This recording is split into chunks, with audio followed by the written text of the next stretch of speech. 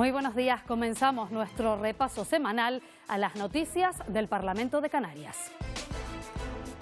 El pleno de esta semana ha estado marcado por la ausencia del presidente de Canarias de viaje en la isla de Reunión. Entre los asuntos en el orden del día, aquí en Canarias, el decreto sobre residencialización turística, el auto del Supremo para que el Estado acoja a los menores solicitantes de asilo y alguna que otra disputa relacionada con el aire acondicionado. Lo siento que quieran hacer una reunión de grupo, pero yo ya el tema del aire acondicionado les prohíbo que me manden WhatsApp. En nuestro espacio de entrevista, la invitada es la diputada del Partido Popular, Sonsoles Martín. Con ella hemos hablado de asuntos como el fenómeno migratorio o la educación en las aulas. Se calcula que más de 50.000 menores fueron sustraídos de sus familias durante el franquismo. Piden que se les reconozca su estatus de víctimas y tener derecho a una reparación efectiva. Les damos voz en nuestra sección Buscamos Respuestas. Que las víctimas nuestras se nos están muriendo. Víctimas que no han podido llegar a saber su verdad.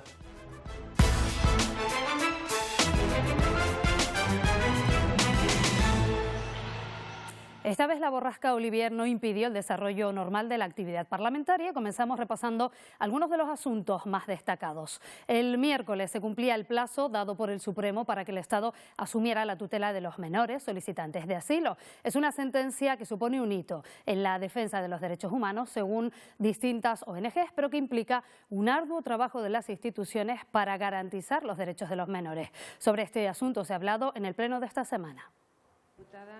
Candelaria Delgado comparece ante la Cámara a petición del Grupo Popular para aclarar cómo se aplicará el auto del Supremo que obliga al Estado a acoger a los menores migrantes que han solicitado asilo. Es crucial que este fallo se materialice de manera inmediata y efectiva, y ello requiere un esfuerzo coordinado entre el Estado español y Canarias y la Comunidad Autónoma Canaria bajo el principio de ese interés superior del menor. Se empieza a hacer un poco de justicia con esta tierra y con esos niños y niñas. Cuando decíamos hace meses o hace más de un año que era el Estado el que se tenía que encargar, otros decían que no, que el reparto competencial estaba claro. Ahora que ha salido este auto, no sé, muchos que tienen que decir. Yo espero que esto también sea un punto de inflexión para tener una mejor gestión migratoria. Obviamente habrá que cambiar ese enfoque político, como ya dije, y quizás también hacer una revisión de esos procesos administrativos. Empiece ya a acercarse hacia las tesis y hacia las propuestas de Vox, que son para los legales acogida, para los refugiados acogida y para los ilegales billete de vuelta. Me sorprende que cada vez que trae una noticia donde se le da un cierto leñazo al Gobierno de España y nosotros nos alegramos, en este caso, sea del color que sea, al Partido Popular le falte tiempo, pero luego justifique todo lo habido y por haber. Lo que hace el Gobierno de España es lo que hace siempre, leer la parte que le interesa de ese auto. Y lo que es peor, utilizar políticamente a estos menores, que son los más vulnerables, para escurrir el bulto y no cumplir con su deber. Venir aquí a dar lecciones es un ejercicio de cinismo político, porque quien único ha sido desleal con Canarias en todo este tiempo ha sido el Partido Popular. Están utilizando a las personas menores migrantes no acompañadas para hacer crispación partidista. La distribución de estos 1.000 menores migrantes solicitantes de asilo cuya tutela debe asumir el Estado no parece que vaya a ser una tarea sencilla de cumplir. Esos niños y niñas transitarán al Sistema Nacional de Acogida, pero con garantías de los derechos de esos niños y niñas, estudiando cada caso en concreto. El evaluar caso a caso no impide. Lo que dice el Tribunal Supremo es que de inmediato se pasen a ese sistema de protección internacional. Cada día de retraso agrava aún más el trauma que han pasado. Para el Gobierno de Canarias, esa protección del Estado lleva más de un año de retraso y por eso han anunciado que le exigirán al Gobierno central una compensación económica. Y le voy a anunciar que vamos a presentar una iniciativa para que el Gobierno compense al Gobierno de Canarias ante los gastos que hemos tenido durante el último año de manera injusta e innecesaria, en donde los niños han estado hacinados. El ministro Torres se ha referido en el Congreso a ese auto del Tribunal Supremo. Ha insistido en la colaboración entre el Gobierno del Estado y el de Canarias para estudiar cada uno de los 1.008 casos de menores solicitantes de asilo. Caminaremos para coordinar la fórmula de cooperación, protocolo, convenio, acuerdo, lo que proceda en sintonía entre las dos administraciones que mejor responda a la situación de los menores. Declaraciones de Torres en el Pleno del Congreso, donde se sometía a votación el decreto para modificar la ley de extranjería. La norma sale adelante, ahí lo están viendo, con el apoyo de la mayoría de la Cámara, los votos en contra de Partido Popular y Vox y la abstención de UPN. El objetivo es dar una solución estructural a los menores no acompañados que lleguen a las islas y a otras comunidades autónomas. Pues ese es uno de los asuntos que hemos tratado con nuestra invitada de esta semana a la entrevista. Hablamos con la diputada del Grupo Popular, Sonsoles Martín.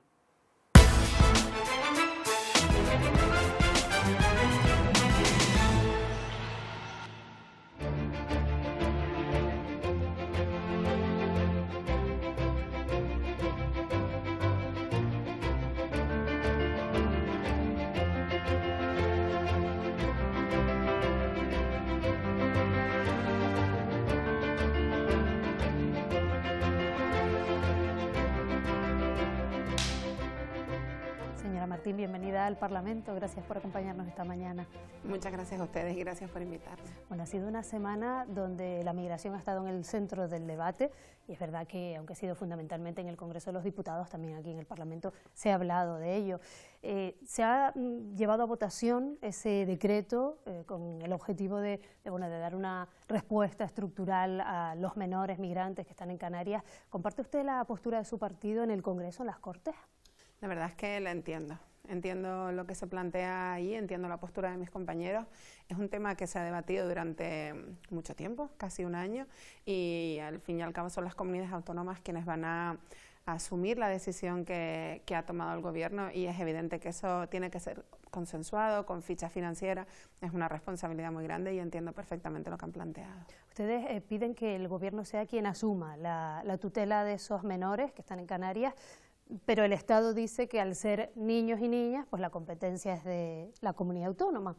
Está ahí como que el sistema no se pensó, en el momento que se aprobó la norma, la ley, no se pensó para esta situación, ¿no?, de niños y niñas que vinieron de África. Es así como lo ha explicado usted. No es lo mismo asumir la tutela de una cantidad de niños que sean tuyos de tu propia comunidad autónoma como un problema que estamos viviendo, como el problema que estamos viviendo actualmente.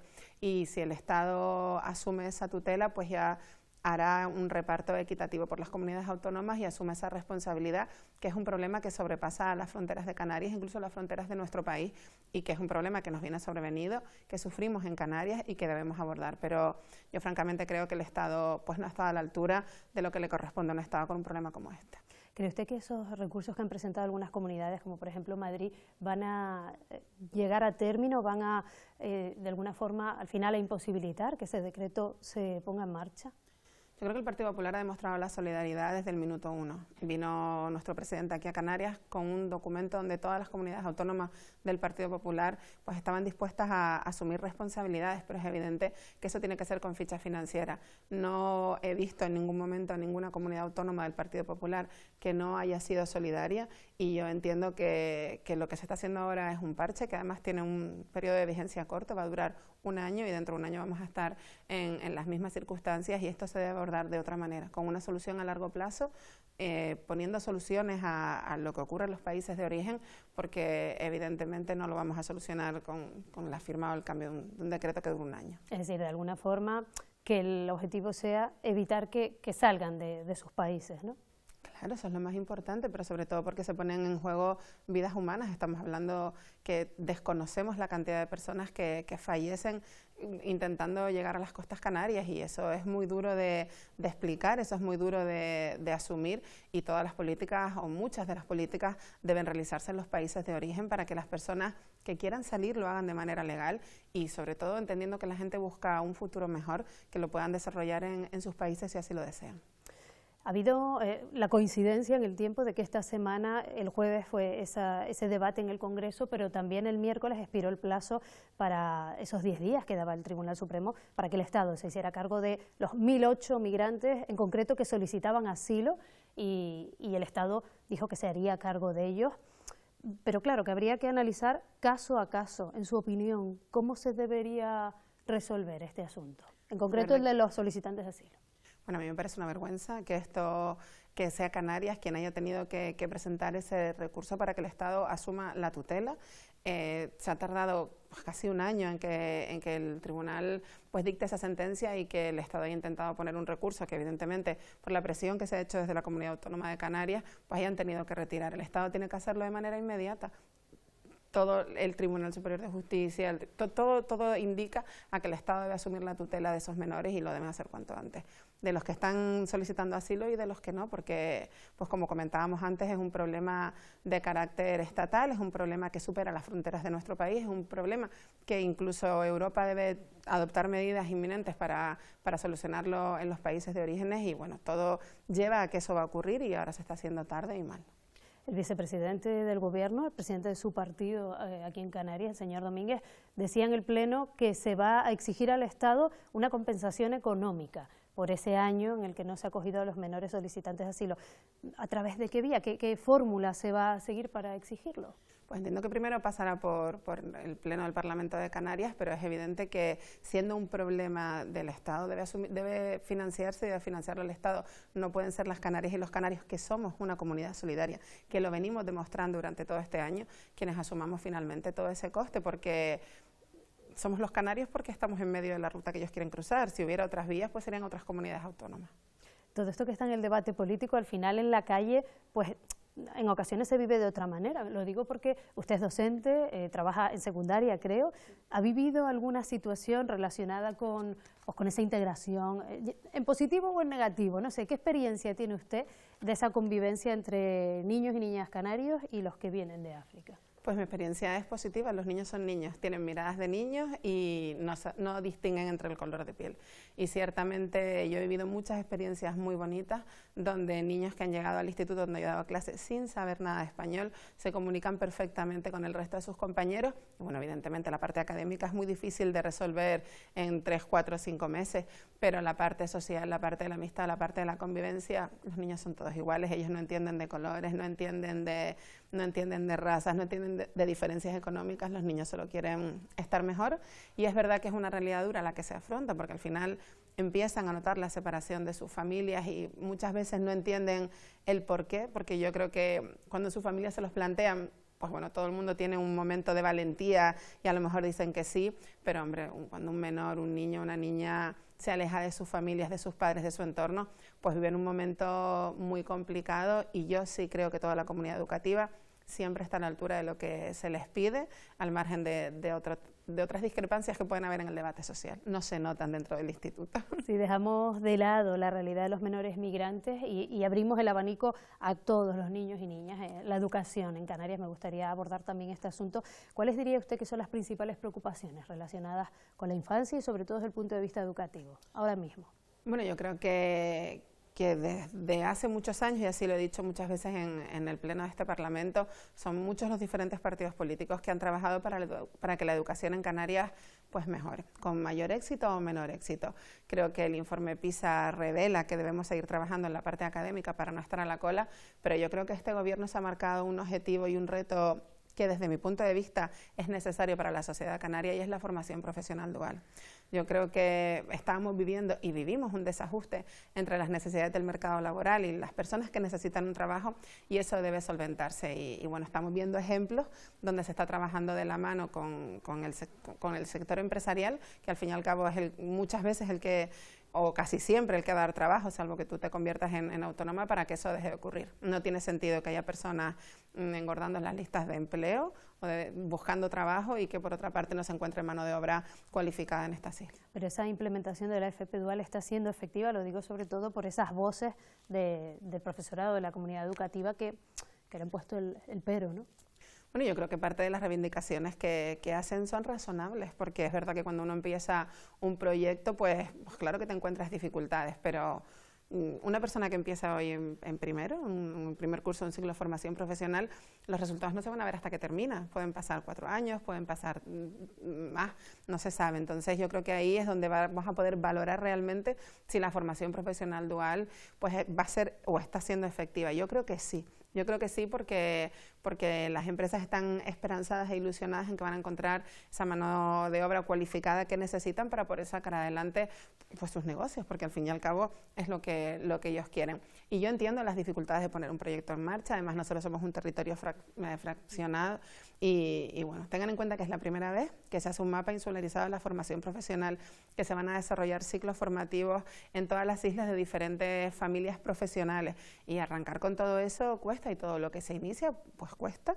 pero estoy convencida de que los resultados se van a ver, sobre todo por el bienestar de las canarias y de los canarios. Cuando se habla de que las empresas no consiguen a personal formado para desarrollar determinados puestos, ¿es una cuestión de que no está lo suficientemente formado ese personal, o que las condiciones económicas que se les ofrecen no son las adecuadas? ¿Usted qué cree? Bueno, yo creo que nosotros tuvimos una experiencia que recogieron los medios de comunicación donde no había personas que condujeran camiones en Canarias.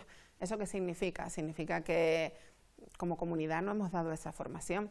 O yo puedo poner ejemplos, y estos son reales, de personas que tienen empresas de aires acondicionados que no encuentran a personal cualificado para poder seguir asumiendo proyectos en su empresa. Entonces, yo creo que eso lo que quiere decir es que ha habido un desajuste, un desequilibrio que tenemos que equilibrar, porque la vida va muy rápido, el mundo va muy rápido, las nuevas tecnologías van muy rápido, y muchas veces las administraciones van más lentas de lo que la vida les exige. Y creo que eso, pues esa desviación se tiene que corregir. Pero, insisto, no tiene sentido que haya personas que quieren trabajar y personas que necesitan trabajadores, y que no seamos capaces de casarlo para que, para que ese problema se solucione, que la gente pueda vivir mejor, porque al fin y al cabo una persona lo que desea es tener su formación y desarrollar su vida de manera autónoma. La gente no quiere vivir de las ayudas públicas, lo que quiere es desarrollar su proyecto de vida personal.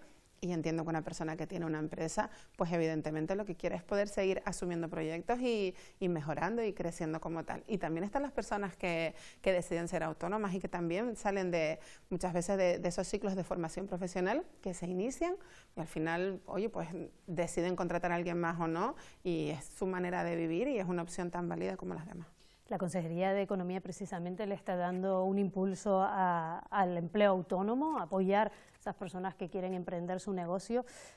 Claro, muchas veces la gente no se termina de animar porque dice, pues cuando a lo mejor cese mi actividad me quedo sin nada, me quedo sin una remuneración, sin un paro, al final, lo que denominamos coloquialmente el paro, ¿no? ¿Qué se puede hacer? ¿Hay manera de darle esa certidumbre para que puedan emprender su negocio y seguir teniendo esas garantías después? Yo creo que desde la Dirección General de Autónomos se están dando grandes pasos para que en Canarias sean más las personas que deciden dar un paso al frente y convertirse en autónomos, y las cifras las avalan lo que yo estoy diciendo. El número de autónomos ha crecido en el último año, y eso significa que la gente se siente segura para dar un paso al frente. Es verdad que hay que seguir profundizando, viendo qué otras medidas se pueden adoptar, y yo estoy segura que se van a adoptar todas aquellas que sean necesarias para que este sea el camino. No todo el mundo tiene que trabajar en una gran empresa, no todo el mundo tiene que ir a la administración pública, y el que quiere y desee se le tienen que dar las condiciones para que puedan darse de alta como autónomos y emprender ese camino, si así lo consideran, porque hay que vivir en libertad y elegir en libertad a lo que uno se quiere dedicar y cómo quiere desarrollar su vida. En ese camino que usted decía de conseguir una adecuada calidad de vida, ¿qué papel juega el crecimiento poblacional que está experimentando Canarias? Hay ahora un debate aquí en el Parlamento, en la sociedad. El presidente ha estado en reunión en ese marco de las regiones ultraperiféricas, planteando incluso que se limite la venta de vivienda a no residentes. ¿Somos muchos? ¿Qué opina?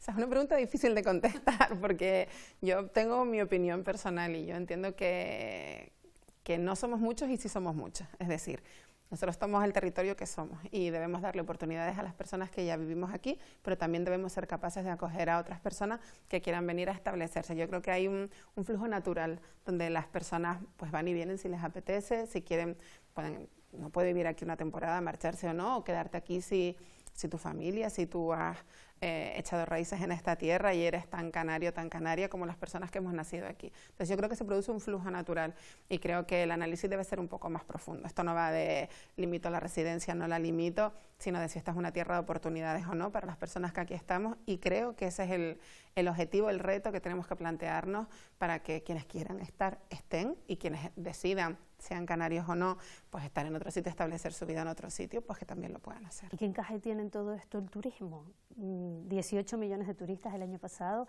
En este Parlamento, por ejemplo, está el debate sobre la ley de alquiler vacacional, un poco pues para tratar de dar una solución al problema de la vivienda también.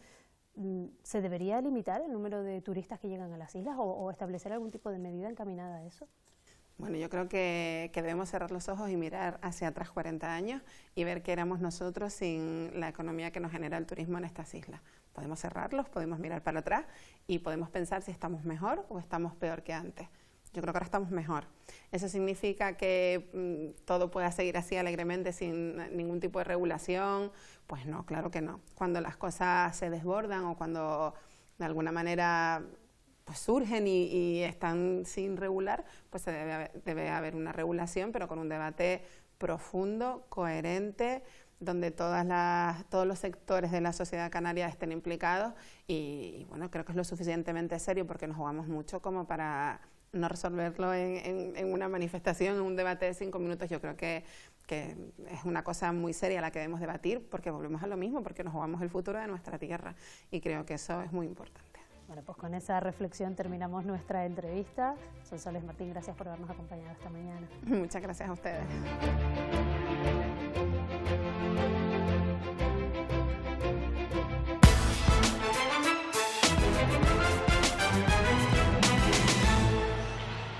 Por un estrecho margen de 4 votos, el Parlamento ha aprobado el decreto del Gobierno sobre la residencialización turística. Con esta norma se suspenden durante 3 años las sanciones a quienes vivan en zonas turísticas y el Gobierno considera que ese tiempo es suficiente para que los ayuntamientos puedan ordenar sus planeamientos y determinar los usos del suelo. La consejera ha defendido que la ley protege a los propietarios y afectará fundamentalmente a las localidades de Mogán y San Bartolomé de Tirajana, en Gran Canaria. Creemos que hoy la ley es abusiva, pues cambiemos la ley, que eso es lo que ha dicho este Gobierno. Y mientras tanto, ¿qué? ¿Qué hace este decreto? Pues en primer lugar suspende los procedimientos sancionadores que están en curso para proteger temporalmente a los afectados mientras se da tiempo a los ayuntamientos para adaptar sus instrumentos de planeamiento. El decreto sale adelante con los votos de los grupos que apoyan al Gobierno, pero para la oposición es un texto que nace muerto, así lo han dicho literalmente. No están de acuerdo, entre otras cuestiones, con que los propietarios deban solicitar una suspensión de las sanciones porque sería algo así como reconocer que han hecho algo mal. Paliar en cierta medida el déficit de la oferta de vivienda para residencia habitual y permanente en las zonas turísticas, ya que la medida de forzar el abandono del uso residencial actualmente existente lo que haría precisamente es agravar el problema. Se aborda con realismo y sentido común una situación que es muy compleja, ofreciendo herramientas tanto a las administraciones como en este caso a los ciudadanos y apostando así por una convivencia más justa. Condenamos la actitud del Gobierno y también de este Parlamento de Canarias, que no ha sido lo suficientemente fuerte y firme y serio como para posponer este debate. Dice usted que este decreto ley no afecta a la autonomía local. ¿Está segura de que ese aluvión de 16.000 solicitudes que pueden llegar a municipios como San Bartolomé de Tirajana no se verá afectado ese municipio? Regular y ordenar, sí, pero esto que usted propone ni regula ni ordena, condena. La realidad es que este decreto ley no suspende nada, se siguen incoando expedientes sancionadores. Este decreto ley de medidas urgentes es el plan A de este Gobierno y debería serlo también para la totalidad de este Parlamento. Los ciudadanos residentes en sus propiedades turísticas nos lo demandan con urgencia. ¿Qué no aprovechar esa tramitación, que es perfectamente legal, para que si tenemos que hacer alguna perfección de este decreto ley lo hagamos ahí? ¿Cuál es la pega? Porque queremos una burocracia más. Sentimos maltratados por una administración que trabaja en contra de los canarios. Incluso dicen que no van a cumplir el decreto ley, que es un insulto a la inteligencia. Por lo tanto, este decreto ley, que nace muerto, no va a tener los efectos que ustedes persiguen con la norma. Con turismo seguimos porque la consejera del área se ha mostrado partidaria de estudiar el cambio de denominación de los municipios turísticos.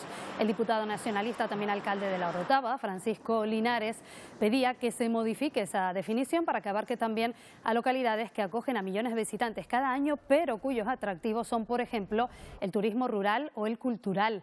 En estos momentos, la ley de municipios turísticos solo afecta a 14 de los 88 canarios.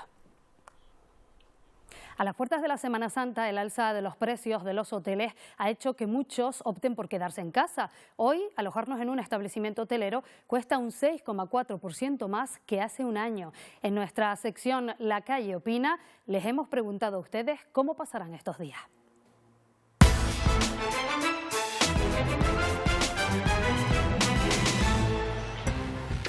Es el primer periodo vacacional del año y ya muchos tienen hechas sus reservas. Galicia, Andalucía y Canarias se encuentran entre los destinos favoritos. De hecho, aquí en el archipiélago la ocupación hotelera ronda el 80% y se estima que cada turista gastará unos 280 euros. Los visitantes llegarán principalmente de Reino Unido y también de Alemania. Es una sorpresa, es un regalo, así que no sé a dónde voy a ir, pero sí me voy al hotel. En la Semana Santa me voy a quedar por aquí, trabajando y estudiando, que tengo que estudiar. Pretendo quedarme estudiando y si el tiempo acompaña, que está medio regular, iré a la playa, míticos planes de Canarias. Normalmente no viajo en Semana Santa para estar juntos. En su momento miré para hacer un viaje y estaba todo bastante caro, entonces digo, bueno, ya voy en otra fecha. La verdad que se nota bastante que hay una subida de precio, aunque tengamos lo de residente, pero sí que ha sido un buen gasto. Me voy a casa de mis padres porque como estoy durante unos años yendo y viniendo, pues me quedo allí y me ahorro ese dinerillo. Y debido a los elevados precios que no han dejado de subir desde la pandemia, el 22% recurrirá a financiar estas vacaciones. Por cierto, noticia turística también, que jueves y viernes hay previstas movilizaciones para pedir un incremento en los salarios del sector turístico. Vamos con más asuntos porque desde los años 70 hasta ahora la temperatura ha subido en Canarias más de 1,5 grados y eso, unido al envejecimiento poblacional y a la densidad del territorio, hacen que seamos un lugar especialmente expuesto al riesgo climático. Por eso el Gobierno trabaja ya en espacios que puedan amortiguar las altas temperaturas. Un refugio climático es un espacio natural o urbano que ofrece condiciones óptimas para resguardarnos, por ejemplo, del excesivo calor. Un año crítico fue 2023, donde según un estudio de la Fundación La Caixa, murieron por altas temperaturas en Canarias 563 personas. Las islas presentan una alta exposición al riesgo climático urbano, debido a la combinación de factores como la elevada densidad poblacional en zonas costeras, el envejecimiento demográfico y la escasez de espacios naturales accesibles. Por eso el Gobierno trabaja ya en espacios que ante olas de calor puedan proporcionar bienestar a la ciudadanía. De Vilaflor, Guía de Isora, Santa Cruz de la Palma, Tazacorte, San Bartolomé. Se ha priorizado el uso de materiales sostenibles, especies autóctonas de bajo requerimiento hídrico y diseño accesible. Una financiación con inversión regional acumulada que ascenderá a 10 millones de euros. Educación, bienestar social y transición ecológica trabajarán conjuntamente para definir las medidas más adecuadas para la población general y los colectivos vulnerables. En la Comisión de Sanidad, celebrada el viernes, estaba prevista por tercera vez la intervención del director del Servicio Canario de Salud para hablar sobre los procesos de estabilización del personal. Pero Carlos Díaz tampoco asistió en esta ocasión. Era una comparecencia pedida por el Grupo Socialista, cuyos diputados optaron por abandonar la sesión. Ocurrió esto, vean. Señor Pérez del Pino. Gracias, presidente.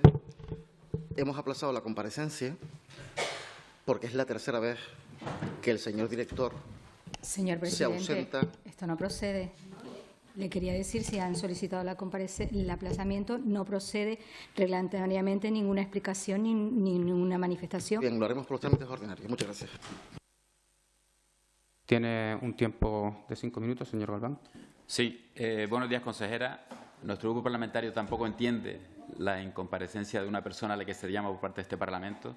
Nos parece todo punto improcedente y creemos que para el correcto funcionamiento de este Parlamento debería comparecer a aquellas personas a las que se les llama. Lamentar la marcha de los diputados del Partido Socialista porque los temas que no han escuchado son esenciales también y fundamentales para todos los canarios. Seguro que tienen oportunidad de escucharlo en las grabaciones de este Parlamento. El show que necesitan montar los del PSOE no es justo. Yo estoy aquí para contestar, soy la máxima responsable, me puedo quedar y hacerles la comparecencia y lo que no es de ley es que se levanten y no dejen a todos solos.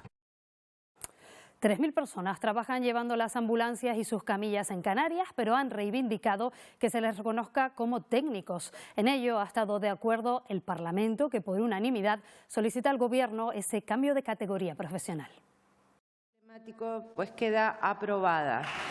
Por unanimidad, el Parlamento de Canarias ha aprobado la proposición no de ley para el reconocimiento de la categoría profesional para los técnicos en emergencia sanitaria. Tienen que dignificar su profesión, tienen que tener un sueldo digno, tienen que tener además unas condiciones en las que se les reconozca su categoría profesional. Un reconocimiento que pedían los trabajadores de este sector en todas las islas. Que en el convenio colectivo pues se aplique lo que viene siendo técnico de emergencia sanitaria para poder después llevar lo que mejora en ámbito laboral como salarial. Estos profesionales son los primeros en llegar ante cualquier emergencia. Es lamentable decir que somos transportistas o camilleros. Lo que nosotros hacemos es todo lo que viene siendo urgencia y emergencia, tanto en viviendas como a vía pública, como en accidentes de tráfico, paradas cardiorrespiratorias. Y cuando tenemos que llegar a la intervención también somos los que valoramos, los que ayudamos a que el paciente se encuentre mejor. Un trabajo esencial, pero en el que muchos sufren precariedad laboral. Llevo desde 2021 encadenando contratos temporales, bien cubriendo bajas o bien cubriendo vacaciones. Una situación que esperan que mejore para los más de 3.000 técnicos que trabajan en Canarias. Otra reivindicación, en este caso la de los guardas rurales, que han solicitado a la Cámara poder recuperar el estatus de agentes de la autoridad que les aporte seguridad personal y jurídica. Son muchos los compañeros guardas rurales que hemos sufrido disparos de armas de fuego, encañonamientos de armas, inclusive con fusiles de pesca submarina. Hoy aquí, y teniendo transferidas las competencias medioambientales en las comunidades autónomas, solicitamos volver a obtener el carácter de agente de la autoridad en el desempeño de nuestras funciones o la presunción de veracidad de palabra. La parada técnica del avión medicalizado que realiza el transporte de los pacientes más graves entre islas y también con la península ha sido abordada en el Pleno del Parlamento, pero para la oposición no se cumplieron los pliegos del concurso, ya que tanto el avión principal como el sustituto dejaron de estar operativos de forma simultánea. Sin embargo, la consejera de Sanidad asegura que se activaron vías alternativas y que el servicio siempre estuvo cubierto. El comité de empresa ha sido rotundo y tajante. El avión principal parado para reparación y mantenimiento en Sevilla. No hay avión secundario que sustituya al primario tal y como debería haber, porque estaba así en los pliegos. La gran cantidad de servicios que se hacen todos los días entre las islas se están solventando con los dos helicópteros que hacen servicios que tenía que prestar el avión. Se adelantó la revisión de la aeronave principal, que está nuevamente operativa desde el pasado viernes día 4, y se han establecido acuerdos con empresas de aviación especializadas para poder realizar los traslados interterritoriales en caso necesario. Debe quedar claro que ningún paciente ha dejado de ser trasladado por falta de medios y que no existe a día de hoy ningún traslado pendiente, ni se ha producido afectación asistencial alguna derivada de esta situación. Ese pleno nos ha dejado también algunas anécdotas, porque ¿quién no ha tenido pequeñas disputas alguna vez en su trabajo por el aire acondicionado? Pues el Parlamento tampoco es una excepción. Hay unos abanicándose y otros con frío. Entonces, yo sinceramente, o se cambian de asiento los que no tienen que intervenir. Yo sé las zonas, porque sé que en la zona donde está el señor Bermúdez pues suele hacer frío, y donde está alguna diputada aquí. Sin embargo, el señor Campos tiene calor, hay otras diputadas por allí que sea eso. Entonces, no, es que no es un tema de broma, o sea, es que nos están mandando WhatsApp sobre el aire. Entonces, lo siento muchísimo, se ponen de acuerdo los portavoces, lo que quieran, hacer una reunión de grupo, pero yo ya, el tema del aire acondicionado, les prohíbo que me manden WhatsApp. Ya está. En el chat que hay de mesa y junta de portavoces, les ruego a los portavoces que decidan si se quita el aire acondicionado o se deja el aire acondicionado. No lo digo más.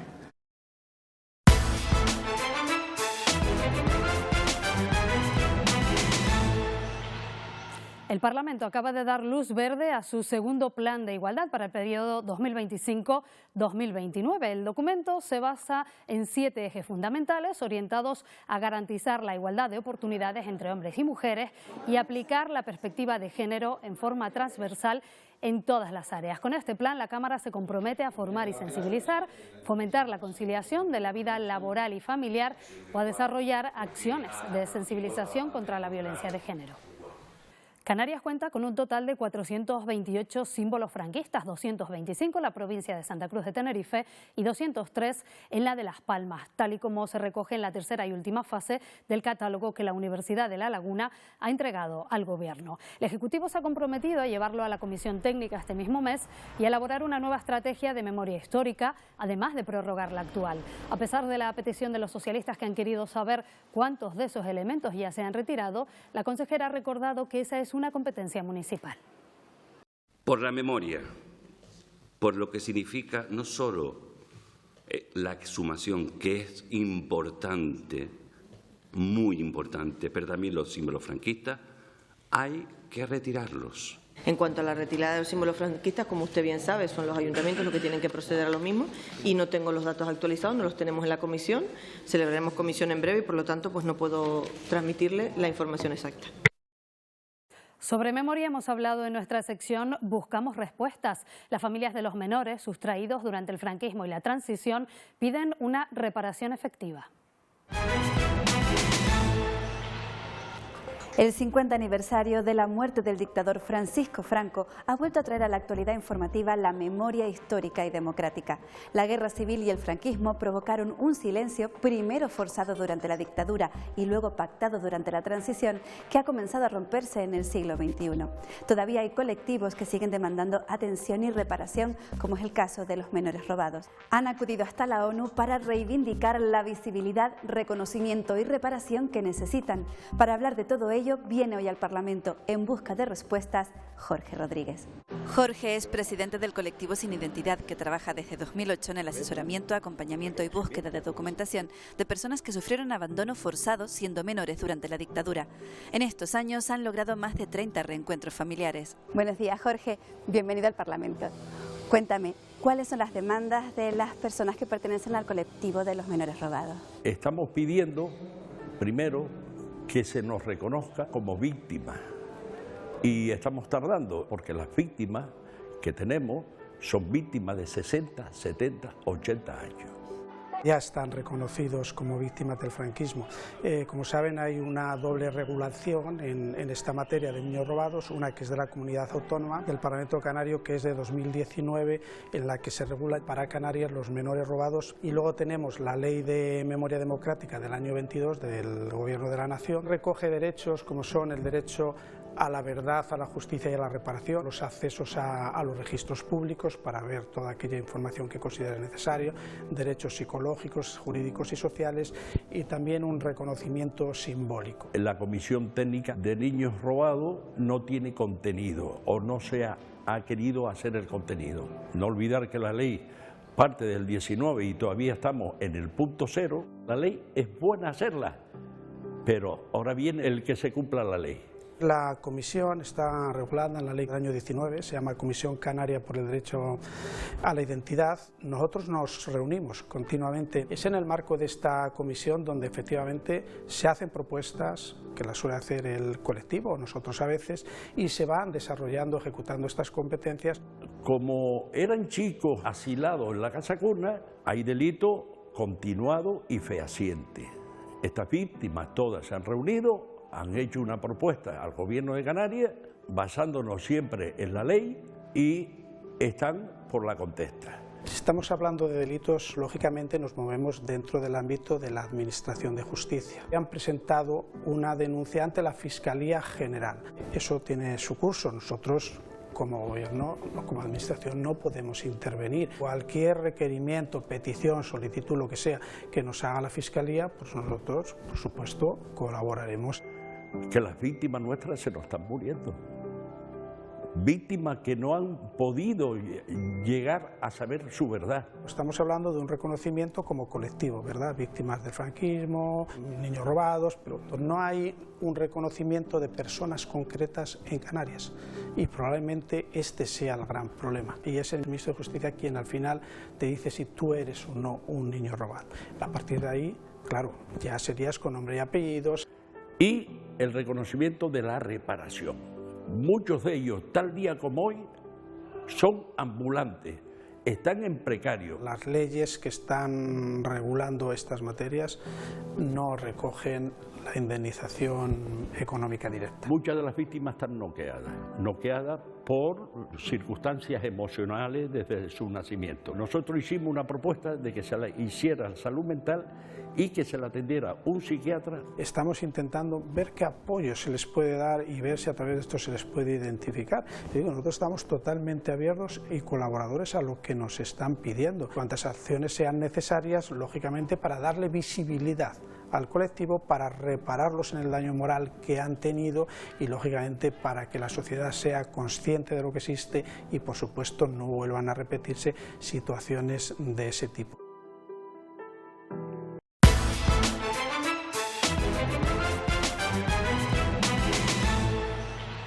Esta semana también se ha celebrado una nueva sesión de la comisión que investiga la compra de material sanitario. En ella estaban llamados a comparecer quien fuera vicepresidente de Canarias, Román Rodríguez, y el exconsejero de Sanidad, Blas Trujillo.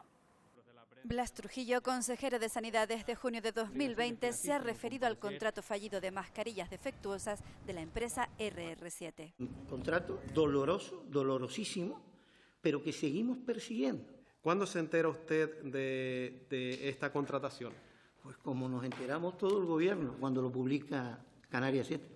No es tarea en absoluto del consejero de Sanidad estar siguiendo las incidencias de los contratos. La directora hacía las compras y ventas por su cuenta en toda la consejería, ¿verdad? La Dirección de Recursos Económicos hacía todas las compras y ventas y contactos de proveedores sin que le diera ninguna instrucción el consejero. Ella sola. ¿Quién propuso a Conrado Domínguez como director del Servicio Canario de Salud? ¿Fue usted o fue el señor? Yo. ¿Fue usted? ¿Fue a propuesta de usted? Sí, yo soy el que le da la propuesta. ¿Y no se siente responsable de nada lo que pasó después con el señor Conrado Domínguez y las contrataciones? Depende, ya contesté esa pregunta. ¿Debe de haber alguien que asuma responsabilidades políticas en este tema? Yo creo que ya van unos cuantos. Por favor.